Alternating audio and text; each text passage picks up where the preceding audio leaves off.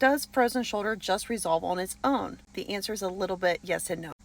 Primary frozen shoulder happens because there's an underlying chemical issue such as diabetes, thyroid that's not being managed, perimenopause that's probably not being managed. Because of this chemical underlying issue, what brought it on spontaneously, if that's not managed, it won't go away very fast. On average, a speedy frozen shoulder recovery is 9 months. Now, if you can catch frozen shoulder really, really early and you see your doctor and you get steroids and you get physical therapy and you work on it, you can stop it when it's at the very, very beginning. But if the underlying issues aren't resolved, I have seen people have frozen shoulder for years. I have seen people have it for a year and a half. The fastest I've seen is really like once it's out and full blown happening is 9 months.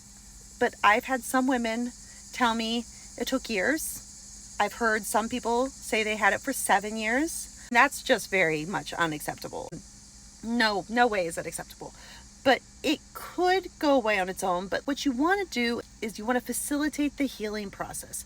Once we have an injury, the inflammation process starts. We have acute healing, fresh, new. Then we enter chronic. And with frozen shoulder, there are 3 stages: freezing, frozen, thawing. And we want to figure out what is the underlying cause that brought it on. So we want to resolve that diabetic issue we want to help your thyroid. And if that means you got to go to the doctor and you got to get the meds, it means you might need HRT really, really bad. And the moment you get that estrogen, weeks later, you feel like a new person. One day you wake up and it's gone. That is very real. Sometimes women will wake up just like the frozen shoulder came on, it leaves. But I'd like you to think about, how can I facilitate that healing process? So how can I feel better the quickest, the soonest? And yes, steroids are huge for frozen shoulder. Huge.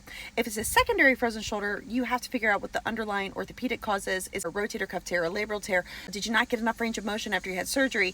And then obviously those mechanical issues that the capsule has shrunk down and it's not like a chemical issue like the primary one, has to be addressed. Sometimes people go in and manipulate that shoulder, and that seems to happen more in that secondary versus primary.